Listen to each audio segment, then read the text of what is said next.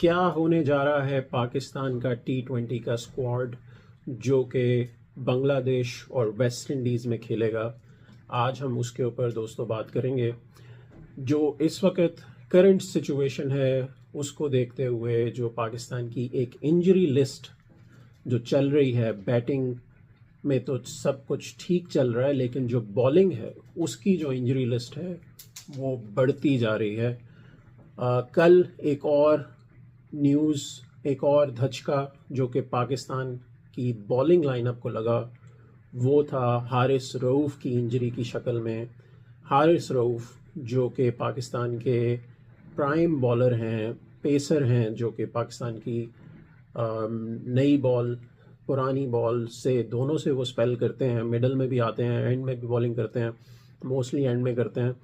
तो वो major league cricket जो कि यूएसए में हो रही है, वहाँ पे सैन फ्रांसिस्को यूनिकॉर्न जो टीम उनकी है लीग की, उसमें खेलते हुए वो हैमस्ट्रिंग इंजरी ग्रेड 1 का शिकार हुए, जिसका मतलब ये है कि वो तकरीबन 1 से 2 हफ्ते के लिए अवेलेबल नहीं होंगे, क्योंकि इस इंजरी में जो है वो नॉर्मली आपको रेस्ट करना पड़ता है और उसके बाद आपको थोड़ा सा रिहेबिलिटेशन करनी पड़ती है इंजरी की, और फिर आप दोबारा से प्रैक्टिस शुरू करते हैं। तो आपको एलिवेशन रखनी है, आइस करनी होती है इंजरी को।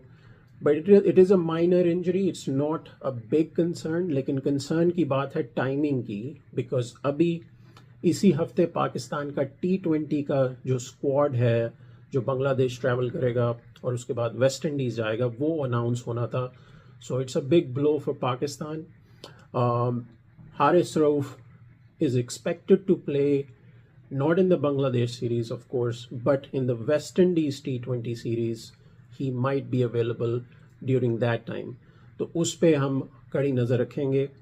दूसरी जो इंजरी जो कि हमने पहले आपको अपडेट दी थी शादाब खान के ऊपर, कि वो उनकी शोल्डर की इंजरी थी, वो शोल्डर की इंजरी की सर्जरी उनकी हो चुकी है और सर्जरी के बाद अब वो रिकवरी कर रहे हैं, जो कि एस्टिमेटेड टाइम फ्रेम जो कि पीसीबी ने दिया था वो 3 महीने का उनका टाइम था। तो इसका मतलब है वो तो कम्प्लीटली आउट हैं बांग्लादेश की सीरीज़ के साथ, और वेस्ट इंडीज़ प्लस डाउटफुल हैं एशिया कप के लिए, और बीच में आई थिंक पाकिस्तान ने अफगानिस्तान से भी खेलना है और एक पॉसिबल ट्राई नेशन सीरीज़ भी हो सकती है। So he will be out for all of those games that Pakistan will have to play in coming months. So ये दो इंजरीज पाकिस्तान के लिए बड़ा झटका है, बिकॉज शादाब खान ने बांग्लादेश जब सीरीज लास्ट हुई थी, पाकिस्तान ने बांग्लादेश के साथ खेला था 3 T20 मैचेस के अंदर, शादाब खान की परफॉर्मेंस जो थी वो अच्छी थी। उन्होंने बैटिंग भी अच्छी की थी और बॉलिंग भी अच्छी की थी। तीनों जो T20 मैचेस हुए थे उसमें एक अच्छी शानदार परफॉर्मेंस उन्होंने दी थी। So that's a big blow. Those two are key players for Pakistan team जो कि आउट हो चुके हैं बिकॉज ऑफ द इंजरी। और शादाब खान का थोड़ा सा ये भी है क्योंकि वो लेग ब्रेक करते हैं, तो बांग्लादेश में जो है वो एज अ स्पिनर वो उनकी यूटिलिटी जो है वो बहुत काम आ सकती थी पाकिस्तान के लिए। अब चलते हैं कि पाकिस्तान की जो लास्ट टीम थी वो क्या थी T20 की, ताकि हम ये अंदाज़ा लगा सकें कि अब चेंजेस क्या हो सकती हैं। सो अगर आप बैटिंग में देखें तो पाकिस्तान के पास सैम अयूब थे, फ़खर जमान थे, साहबजादा फरहान थे, उसके बाद हसन नवाज़ थे, मोहम्मद हारिस थे। ये पाकिस्तान की बैटिंग लाइनअप थी। और ऑलराउंडर्स में सलमान अली आगा थे, खुशदिल शाह थे, फ़हीम अशरफ थे, हुसैन तल्लत थे। और बॉलिंग में अगर चले जाएं तो पाकिस्तान के पास मोहम्मद वसीम थे, नसीम शाह थे, अबरार थे, और हसन अली विद हारिस रऊफ़, और जो एक नाम मैं भूल रहा हूँ वो है बेसिकली इरफान खान नियाजी का, जो कि also he is a batter and batting all-rounder. So ये पाकिस्तान की लाइनअप थी लास्ट जब पाकिस्तान बांग्लादेश से खेला था। तो अब इसमें जो चेंजेस आ रही हैं दोस्तों, वो उसको अगर हम मद्देनज़र रखें तो चेंजेस जो मुझे लग रहा है, जो प्रोबेबल 11 और प्रोबेबल स्क्वाड पाकिस्तान अनाउंस करेगा, देयर इज़ अ पॉसिबिलिटी कि पाकिस्तान शायद 16 मेंबर स्क्वाड अनाउंस करे, और it could be a 17 member squad. तो यहाँ पे चांस है, क्योंकि हारिस रऊफ बाहर हो चुके हैं, तो there is a chance, there is a probability, जैसे कि आपको पता है कि शाहीन शाह अफरीदी जो कि पाकिस्तान ने उनको T20 में नहीं रखा था, उनको ब्रेक दी थी और ड्रॉप किया था बाबर आजम के साथ और रिजवान के साथ, उनकी वापसी हो सकती है। Shaheen Shah Afridi has been a good bowler for Pakistan, लेकिन लेटली उनकी फॉर्म इतनी अच्छी नहीं लगी हुई।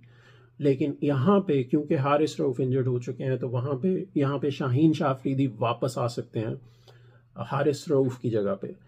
शादाब खान जो कि इंजर्ड हैं, उनकी जगह पे मोहम्मद नवाज़ को कंसिडर किया जा रहा है। जी हाँ, जो कि बाबर के मैच विनर थे मोहम्मद नवाज़, आपको सबको याद ही होगा मेलबर्न में क्या हुआ था जब मोहम्मद नवाज़ द मैच विनर आए थे और कोहली ने आखिर में रन चेस किया था पाकिस्तान के ख़िलाफ़। सो मोहम्मद नवाज़ वापस आ रहे हैं टीम में। अब इसके ऊपर देखते हैं कि उनकी क्या परफॉर्मेंस रहती है। इवन दो बांग्लादेश जो है वहाँ पे कंडीशन उनको फेवर करेंगी, क्योंकि बॉल जो है वहाँ पे स्पिन होता है, लो रहता है। सो उनकी बॉलिंग जो है वो काफ़ी इफ़ेक्टिव हो सकती है। सो विल सी कि मोहम्मद नवाज़ जो है वो कैसे पाकिस्तान की टीम को सर्व करते हैं। अब मोहम्मद नवाज़ और शाहीन शाह अफरीदी अगर आते हैं तो दो तो चेंजेस स्वाप हो जाती हैं, एक तो शादाब खान और हारिस रऊफ जो है वो बाहर हो जाते हैं। हमने आपको एक की अपडेट दी थी कि नसीम शाह भी इंजर्ड हैं, लेकिन वो रिकवरी मोड में है। थोड़ी सी वो प्रैक्टिस उन्होंने शुरू की है। लास्ट जो प्रेस कॉन्फ्रेंस हुई थी आकिब जावेद की, उसमें उन्होंने बताया था कि नसीम शाह जो है वो बॉलिंग करा रहे हैं नेट्स में, जो कि स्किल कैंप जो लगाया गया था पाकिस्तान की PCB की तरफ से, उसमें उन्होंने बॉलिंग करवाई थी। लेकिन वो कितना फिट हैं, क्या वो मैच फिट हैं या नहीं, ये देखना पड़ेगा। और दूसरा जो इंजरी अपडेट हमने आपको दी थी वो थी वसीम जूनियर के ऊपर, कि वो भी इंजर्ड हैं and he was also coming back from an injury and recovering.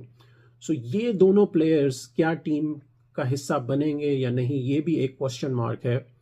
और इसमें जो एडिशन होनी जा रही है पाकिस्तान की स्क्वाड में, हो सकता है कि नसीम शाह या वसीम जूनियर में से कोई एक जो है वो टीम से ड्रॉप हो, जो लास्ट स्क्वाड था उसमें से ड्रॉप हो के सुफियान मुकीम जो कि लेग रिस्ट स्पिनर हैं, लेफ्ट आर्म रिस्ट स्पिन करते हैं, वो उनको वापस लाया जा रहा है। सुफियान मुकीम जिन्होंने, आपको याद होगा, पाकिस्तान का रिकॉर्ड बनाया था T20 में लास्ट जब पाकिस्तान जिम्बाब्वे से खेली थी, तो उन्होंने 5 विकेटें ली थी 3 रन्स के ऊपर, जो कि पाकिस्तान की इन T20 in international T20 is the best bowling performance by a bowler.